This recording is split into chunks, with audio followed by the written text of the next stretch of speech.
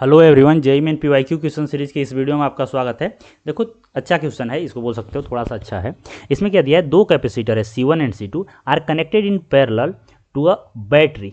ठीक है, बैटरी से कनेक्ट कर दिया है। मान लो मैं इसे अलग अलग ड्रॉ करूंगा तो भी कोई फर्क नहीं पड़ेगा। तो मान लो कि इन दोनों को मैं एक बैटरी जिसका पोटेंशियल V है, इससे मैं कनेक्ट कर रहा हूँ। तो मान लेते हैं कि यहाँ पे यह हो गया मेरा कैपेसिटर, यह हो गया C1, ठीक है, ऐसे। और यह हो गया मेरा बैटरी V। दूसरा कैपेसिटर यहाँ पे है, यह मेरा कैपेसिटेंस इसका जो है वह C2 है, और इसे भी मैंने कनेक्ट कर दिया बैटरी से। ठीक है, देखो यहाँ पे भी मैं कनेक्ट कर सकता था, लेकिन वैसा कोई फर्क पड़ेगा नहीं, क्योंकि दोनों के अप्रॉक्स मेरे को पोटेंशियल जो है वो V बताना था। ठीक है, तो यह दिया हुआ है, और इन दोनों का Q वर्सेस T का ग्राफ दिया हुआ है। ठीक है, तो पूछा है कि यहाँ पे जो U1 और U2 है वह energy stored inside the capacitor है, कि यहाँ पे क्या एनर्जी है और यहाँ पे क्या है। यहाँ पे जो एनर्जी है उसे बोला U1, और यहाँ पे जो एनर्जी स्टोर हुआ इसे बोला U2। यहाँ पे जो चार्ज स्टोर हुआ उसे बोला, उसे अभी ग्राफ से रहने देते हैं। ठीक है, और इसका कैपेसिटेंस C1 है, इसका C2 है। तो अपने को C1 C2 और U1 U2 में रिलेशन बताना है, जो कि यहाँ पे दिया हुआ है, और एक ग्राफ दिया हुआ है। तो देखो सिंपल सा बात है भाई, क्या है कि दोनों के अक्रॉस जो पोटेंशियल है वो तो सेम है।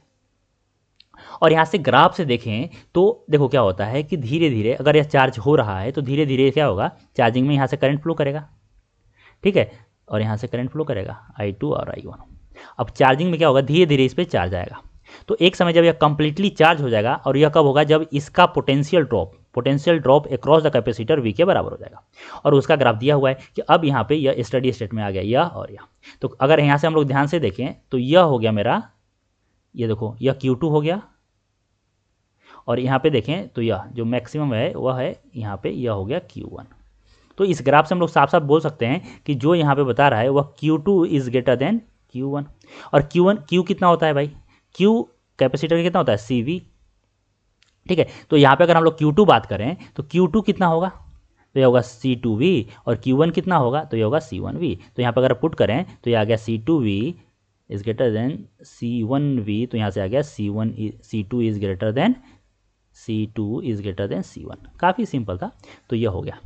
ठीक है, अब अपने को U1 U2 में निकालना है। तो देखो U जो होता है, U potential energy in stored in the capacitor जो होता है वो होता है हाफ CV²। ठीक है, तो यहाँ से भी देखो क्लियर है कि भाई दोनों के लिए क्या है, V तो सेम ही है।